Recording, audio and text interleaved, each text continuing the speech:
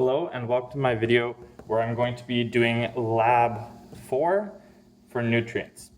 So to do that, I'm just going to be following the procedure exactly as outlined in the document I've posted on Google Classroom, which includes putting one full beaker into each of the one full dropper into each of the test tubes. So this is glucose. And I'm going to be doing this over and over again. There's multiple times where I'm doing this. Anyways, one full thing into the starch.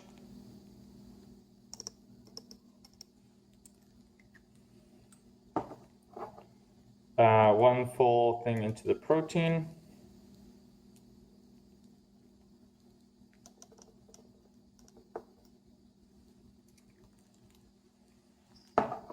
And one full squeeze into the canola oil, although I think that seems like it's too much, just because this is a much bigger dropper.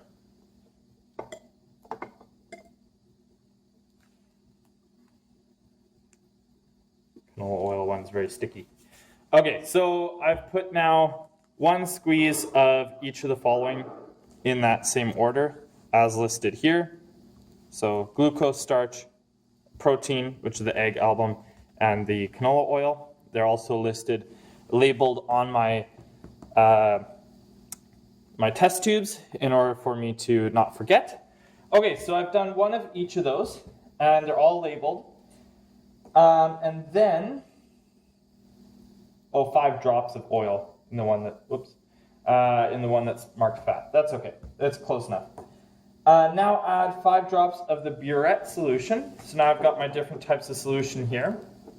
This one here is labeled burette reagent. So I'm going to be using that first. Add 5 drops of the burette solution into each of the labeled test tubes. So 5 drops, 5 drops, 5 drops. Okay, 1, 2, 3, 4, 5. 1, 2, 3, 4, 5. 1, 2, 3, 4, 5. 1, 2, 3, 4, 5.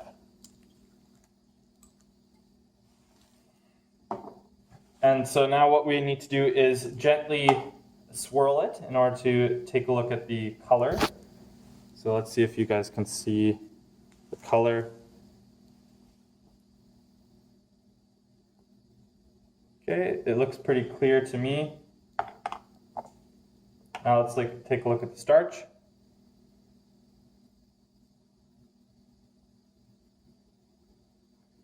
Looks pretty clear to me. Now let's look at the protein. Ooh, look at that. Oh wow, you guys can't even see my swirling. Okay. Anyways, it just changed to like this light pink, like almost skin tone color. Hold on, this will work. So you can kind of see how it's that light pink color. So this is the protein one that changed light pink. And finally our fat.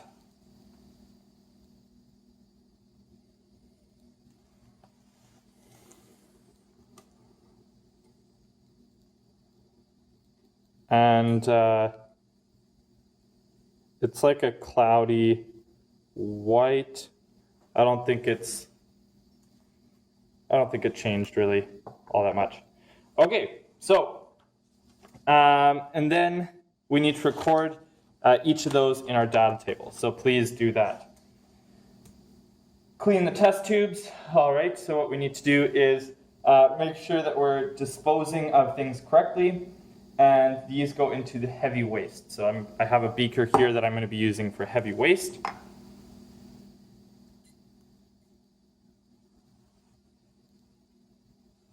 Okay, and then I'm going to be washing them.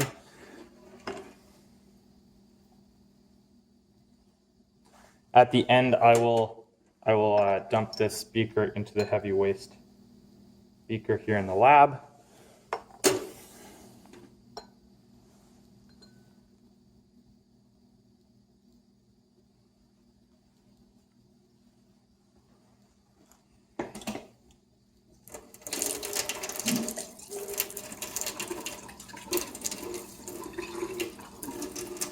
Washing is a part of every lab.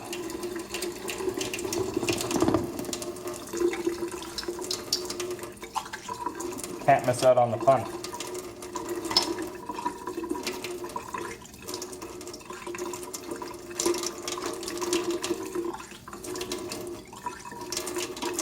Okay, so now that I've washed it a little bit, what I need to do is use some soap, and I should have a little brush. There's a wire brush across the lab, so I'm going to use that.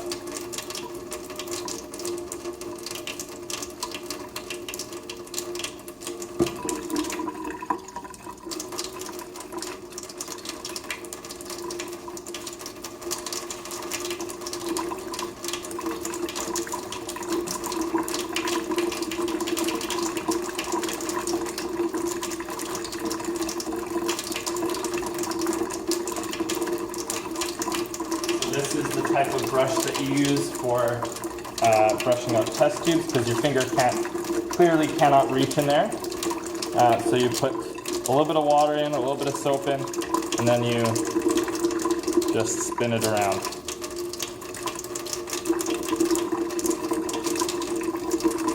As you pull out,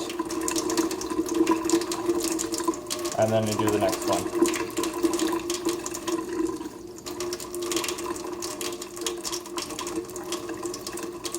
And the next one. And finally, this last starchy one. Okay, so we don't need to wash that wire brush, or that little wire brush thing very carefully. But what we do need to do is make sure we're completely clean in all the test tubes. So you need to really make sure you get rid of all the soap, so you can't see any suds left, any of those little bubbles. And then same thing with the next one. And then we'll use the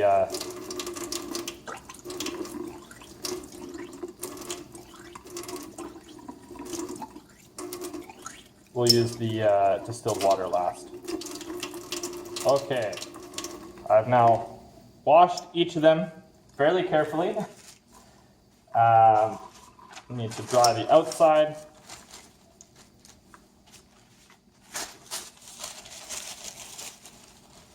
And we will be using distilled water in a moment here.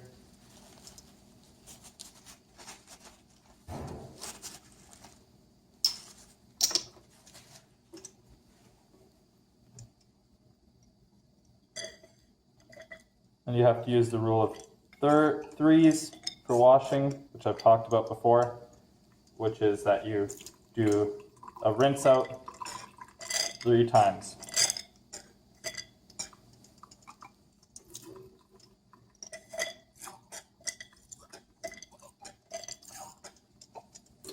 There you go. So now these are properly washed, and we can get started with our next set. So we have glucose first, we have starch, and we have protein and fat. All right. So now we just have to do this whole process again. We are going to take 1 full dropper worth of glucose, 1 full dropper worth of starch,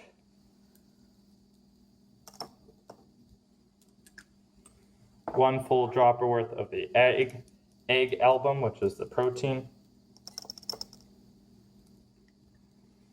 and 5 drops of the canola oil, which I did not do a good job of last time. 1, 2, 3, 4, 5. 5 drops. Yep. Awesome. So we now have those into our test tubes here. So now we've done our burette solution, so we can make sure we screw the cap on that and put it back into our little bin here. And then we're going to use the iodine solution.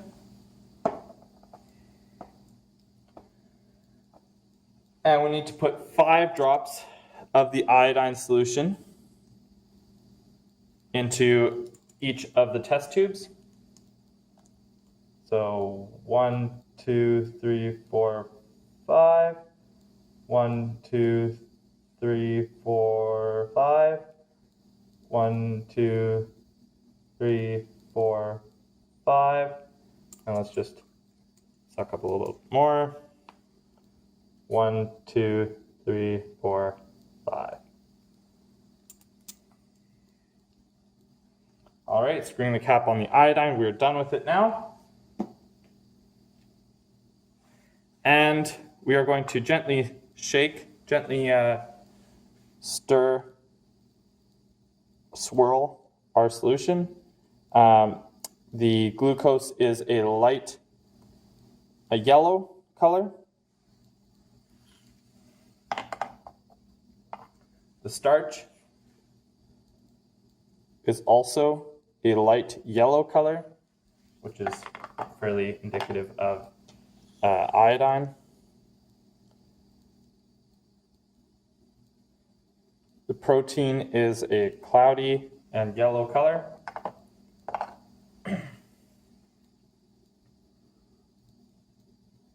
And the fat is a very, very dark yellow color. So the fat turned a really dark yellow. Protein basically stayed cloudy white, whereas starch and glucose were a fairly dark, I guess, darker yellow. So the protein stayed a cloudy white. All right, now just need to go through the process of washing these again, but I will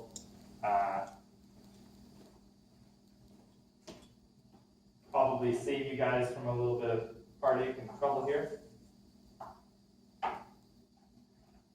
by grabbing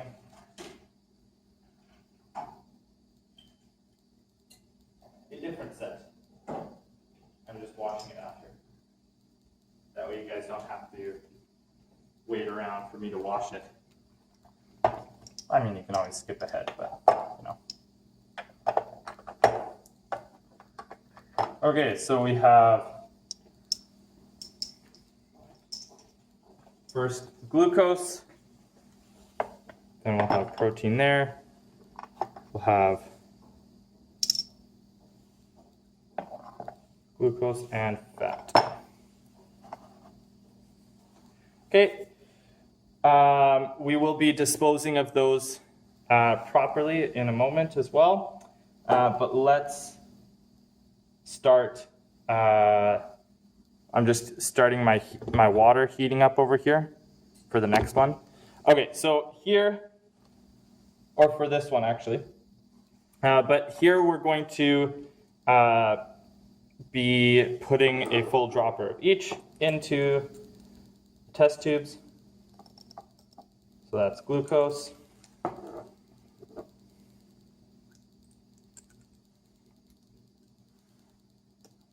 This is starch.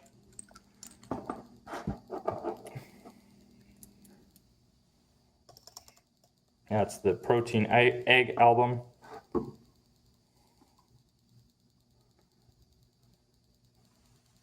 Need to put 5 drops. 1, 2, 3, 4, 5.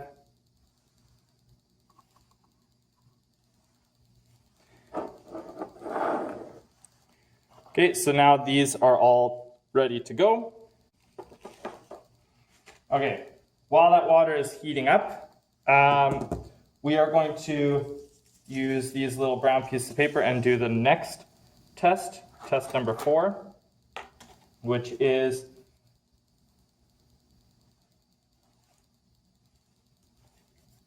putting label each, yeah, they're all labeled. Spread 1 drop of glucose, starch, protein, etc. onto the paper towels and see how they spread. So I'm just going to do this so it doesn't get quite as gross on the counter. Okay, so 1 drop of each. Hold on, let me adjust my camera here.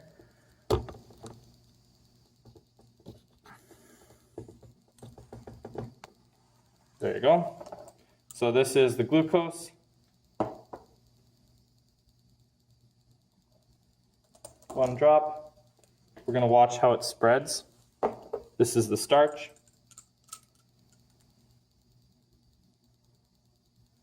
One drop.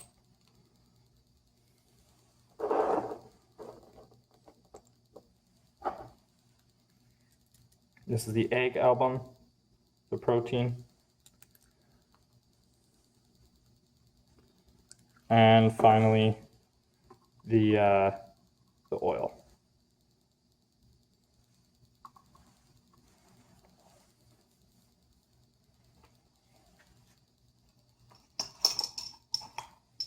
These I added the proper amount before of the glucose, the starch, the protein, and the fat. So now I got myself confused. Okay, I need to add the Benedict solution to this set of test tubes. So 1, 2, 3, 4. 1, 2, 3, 4. 1, 2, 3, 4. And 1, 2, 3, 4. All right, I'm done with adding Benedict solution, putting that away, screwing the cap on. I just want you to notice how these have spread out, just to keep an eye on that. Alrighty, let's see what our thermometer says. Oh, nailed it, right at 80 degrees. So now, once it's at 80 degrees, it says turn the heat off. So it's off. Then place the plastic container with the test tubes into the beaker. Now, what's going to happen is it's going to want to overflow here. Mr. Poppin, can you please contact... Okay, so now I've put the plastic container in, and there's little holes poked in the plastic container in order to allow the water to pass through. And then put the test tubes in for 2 minutes. So I need to start my timer.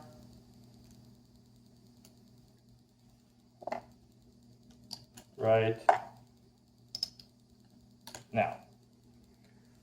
Oh, you guys can't see that. I just put the test tubes in.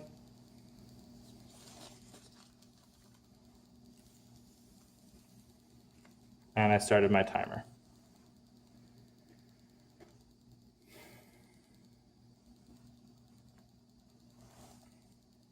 Once I'm done with that, I'm going to be putting the test tubes back onto this thing in order to take a look at them. I have little tongs here in order to grab them because they're going to be hot coming out of the hot water.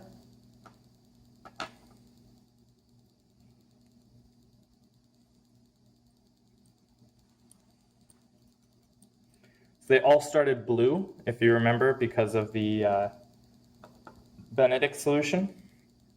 But now they're heating up, right? They're heating up, plus they have the Benedict solution, glucose, starch, protein, fat, and they're heating up. So we got another minute left here.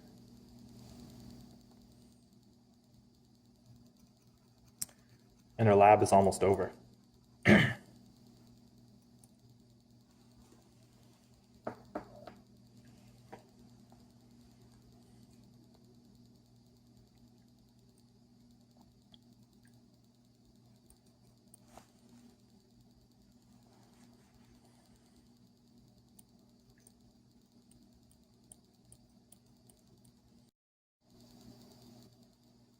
Currently, I have reached the maximum recording length that I can go.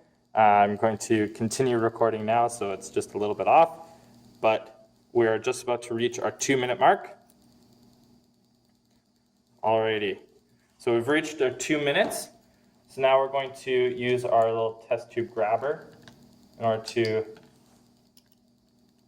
grab our test tubes. This is the protein.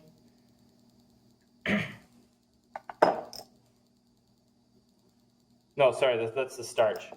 That's the starch. I read the label wrong. This is the fat.